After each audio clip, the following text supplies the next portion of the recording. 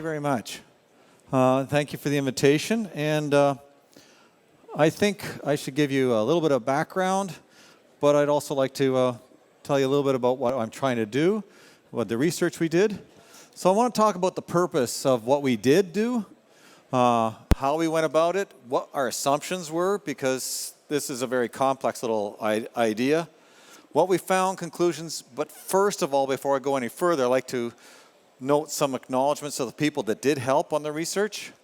The first one was Jenna Whittock. She's from Economics and Finance Department. She was one of my research assistants. Jeff James is a Master's of Science in Agricultural Economics. Catherine White from Jersey, Canada was my industry contact. And two colleagues, Lynn Cardy and Sarah Wick, looked over the numbers from an outside perspective. Did it make sense to them? Because they're both professional accountants as well. So, what do we do? Big issue to me, and I've been working on this for about 12, 13 years with OMAFRA, is it's very hard for somebody to enter this industry. It's incredibly hard. I'd hate to be a 25-year-old person trying to get in. It's very expensive. Hard to acquire it, and if you want to grow it, it's also very difficult. We made an assumption that everybody wants to be profitable and efficient. Seems like a reasonable one. And that generally speaking in Canada, we have the 7 breeds that are battling it out as to who's better. But when we talked to some of the banks, they said we just look at the Holsteins because that's where they get a lot of their database, which can be a little bit difficult. So our major question was, which breed was the most profit? And then when I talked to my sponsors, I said, well, also you want to know who's the most return, because it's got to be what do you make on what you put in the way of money, investment, time. So we had a few issues there. So how do we approach it? Our raw financial data and production data came from Dairy Farmers of Ontario, Canadian Dairy Network, from OMAFRA to get some impartial data, and from Dairy Herd Improvement. We figured people are feeding information in, we should be able to use this. Then we calculated our input costs to raise and maintain a herd on a breed-by-breed basis. Now, the nice thing about Jenna and Jeff was they're both from dairy farms, both from Holstein farms, so they were directing me on what I should be asking and whatever. And then we compared the milk component structures between the different marketing boards across Canada, but we're going to focus on Ontario for today.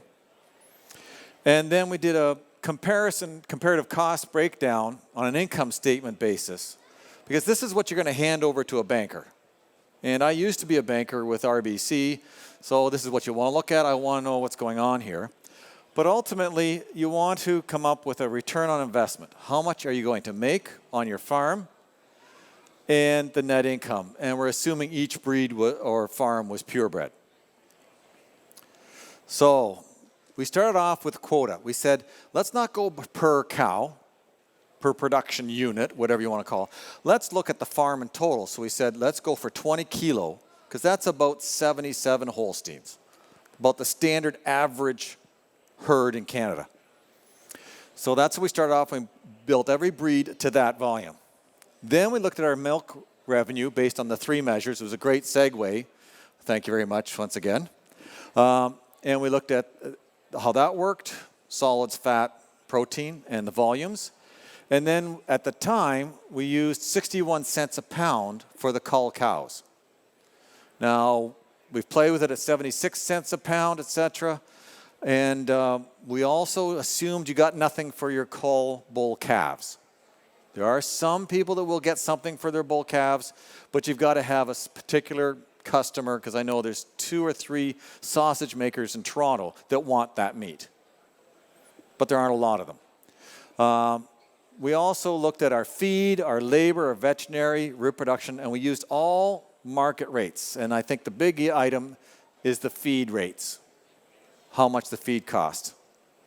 And we looked everything external, because we're going to come back to one simple conclusion at the end. And we said, if we go external for our prices, that's going to tell us how much you're worth producing your own feed, how much you are worth doing the work yourself on the farm.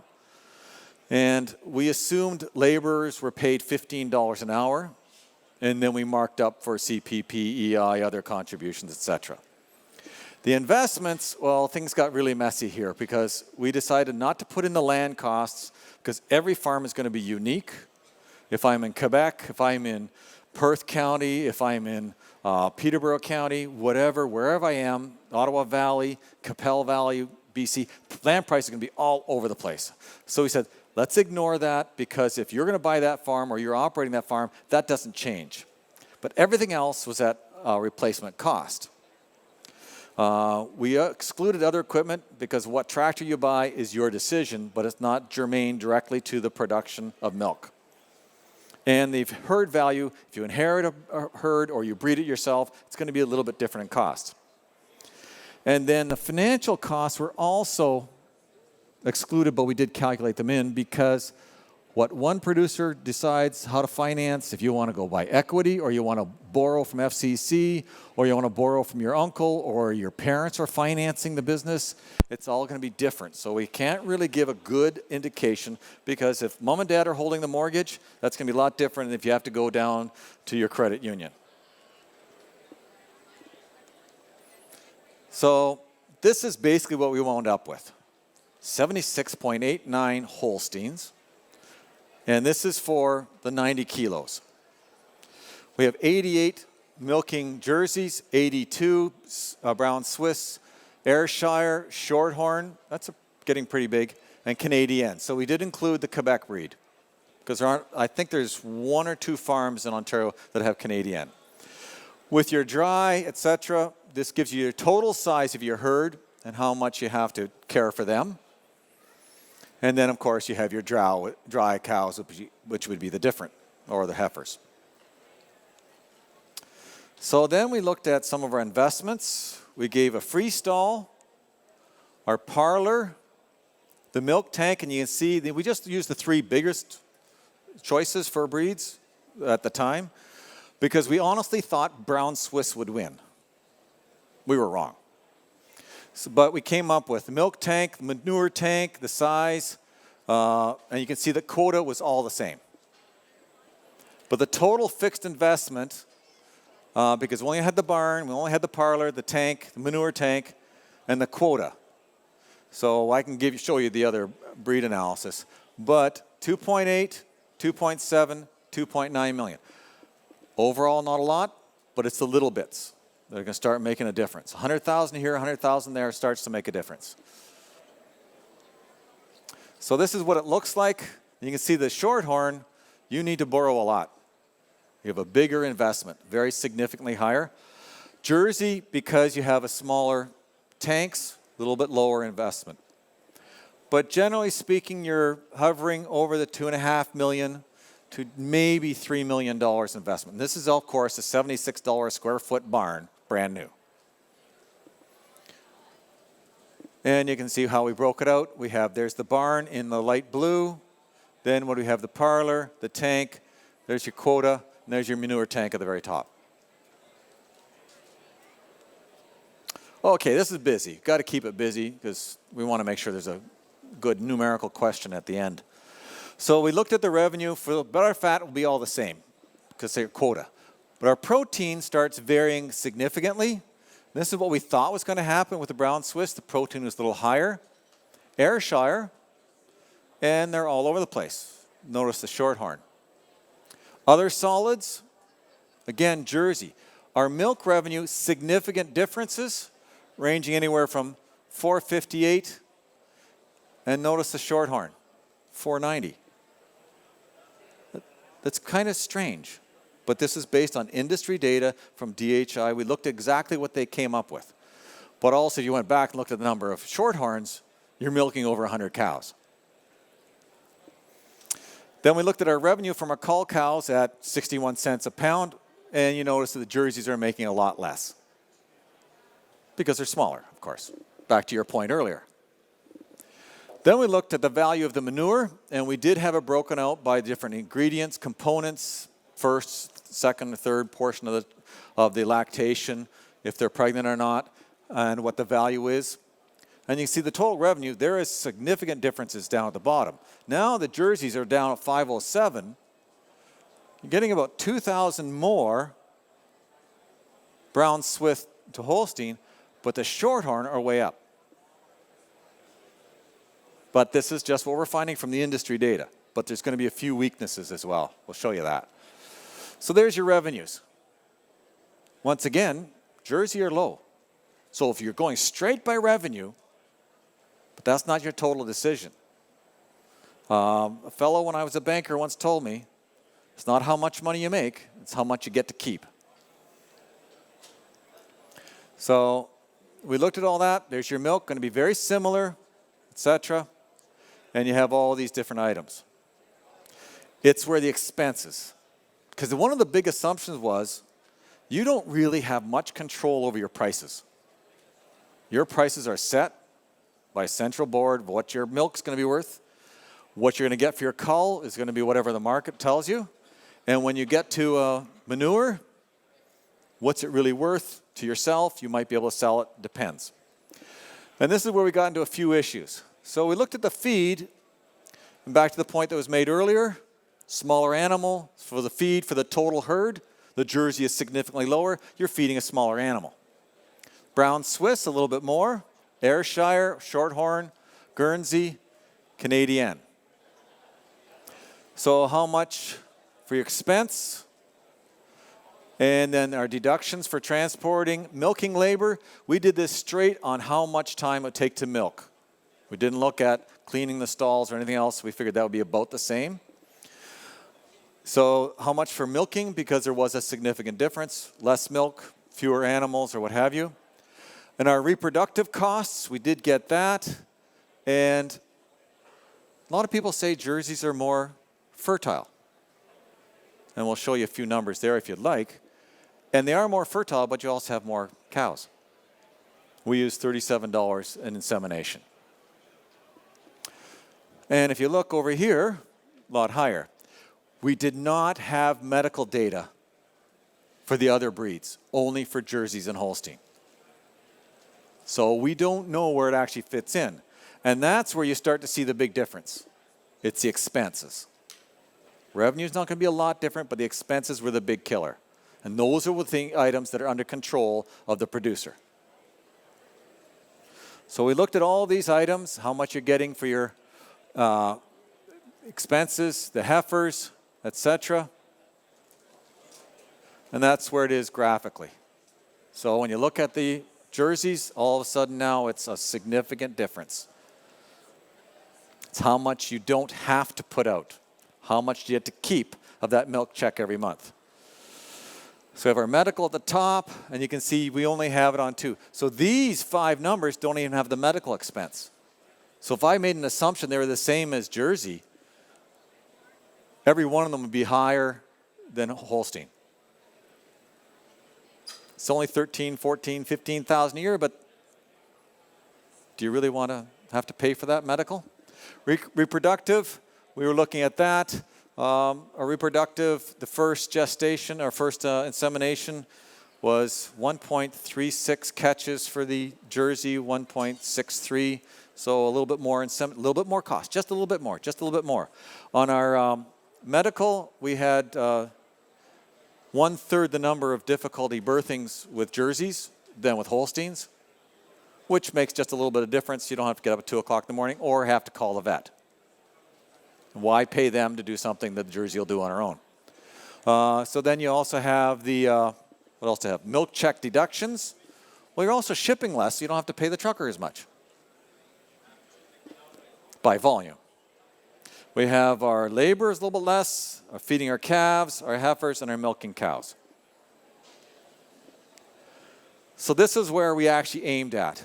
What does the farmer going to make? What's the producer going to generate on their particular farm, assuming the herd generates the same amount of revenue? So the revenues all across the top make sense. There's your cull values. There's your manure. We assumed you actually get market value for the different ingredients and components.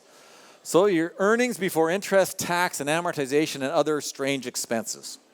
So this is your operating income. This is what you get to keep. And then you have to worry about paying the banker and Stevie Harper and Kathleen Wynn or whoever your premier is. And amortization to replace the assets. And gee, your earnings is 32% comes to you before you have to pay the other people that didn't actually work on the farm. Your investments, and there's your return on investment. And that 0.9%, if you looked at a GIC today, you'd be glad to get an extra 0.5% on a GIC. So that's what we were looking at. And that's what I looked at as a finance person. Where am I going to make my most money? Not a big amount of money, but 1%, 0.9% on $2.5, $3, $5 million, that starts to add up. Because that's money that goes to the bottom line, goes to you. And there's your size of your herd. And then we said, okay, what if you had to pay 6% interest on just the quota, the barn, the tanks, and the parlor? Then we're in real trouble because not one of them will generate a positive return. And the other thing is, these 5 don't have any of the medical expenses. So that'll be even lower by 13, 15,000, whatever. So what does that tell me? Why are you farming? Okay, because if I go back, your biggest item is the feed. We believe the only way you can actually make money is by growing your own feed. So you have to manage your costs. So we looked at the 2 main breeds because that's where the arguments come out on a Saturday night or whatever. So the Jerseys, lower investment, lower operating costs, lower revenue. So that's a negative. Higher absolute profit, only $18,000, but $18,000 more in your pocket is better than giving it to a bank that unfortunately only made $8-9 billion last year.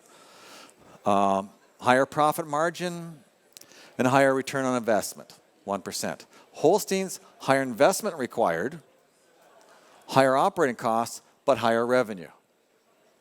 So you can't really adjust much there.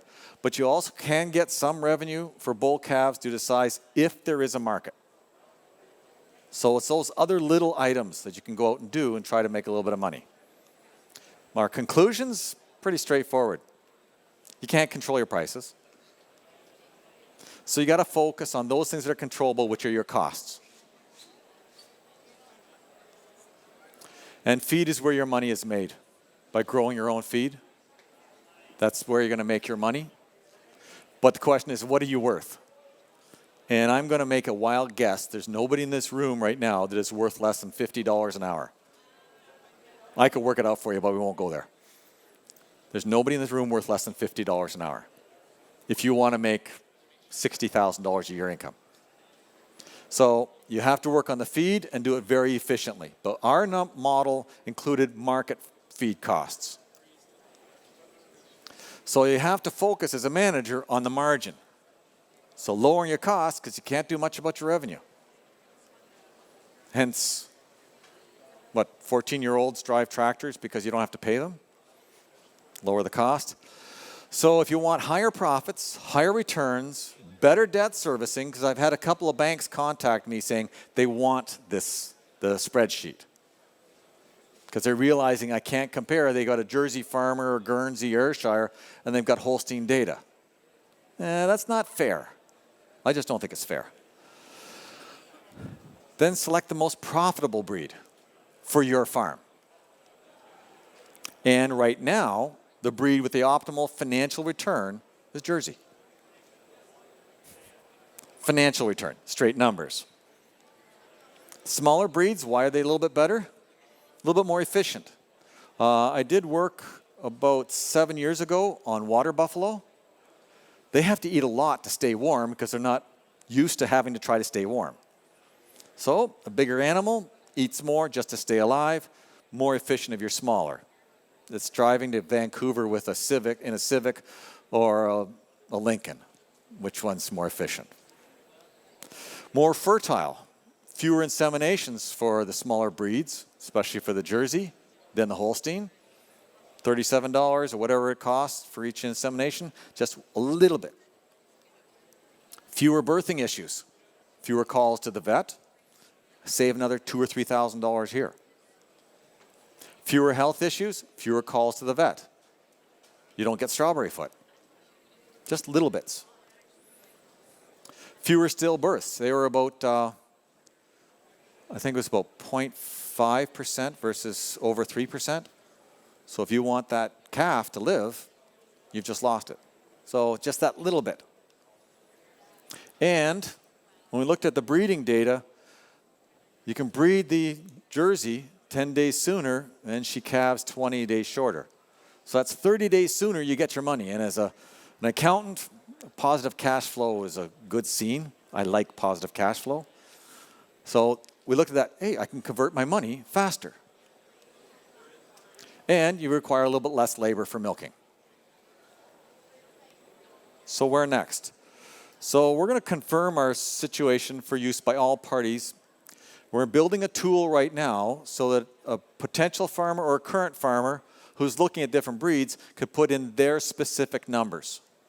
And then they could put in the numbers from their feed mill or how much it costs them to produce the feed. And they can then compare, okay, which one should I do? And then we want to, somebody else has said, let's look at all species for milk production. That's, I think, something for a few years down the road, but it's something that is worth considering. And the other thing that people are concerned about is that dairy is a very inexpensive source of animal protein. Well, there are other sources of protein, other animal sources. There's even talk in this province of growing bugs, but they can't get anybody to eat the insects. However, I said, well, what about the chickens and the fish farms? Give the bugs to them. So there's a big push. What is it? By 2020, China's going to double their consumption of pork. That's a lot of pork. I even had a student working in Holland Marsh, working for economic development. He was meeting a fellow from the Chinese embassy. And the guy said, listen, if you can get all the land here in the Holland Marsh together, I'll buy it. He said, that'll be $4 to $5 billion. He says, I can get that tomorrow. A lot of people outside of Canada are looking at this part of the world as an ideal source for protein, for exportation. Whether it's dairy or animal, eggs, whatever, tree nuts, whatever. So I think this is where we need to go. I got to work on the tool, finish that off. I'm supposed to have it done by the end of next month. I'm a professor, I'm always late. Want to look at what is the best ideal, but we're not going to go away. And then what other sources of protein. So I'd like to thank you for your time, and if you have any...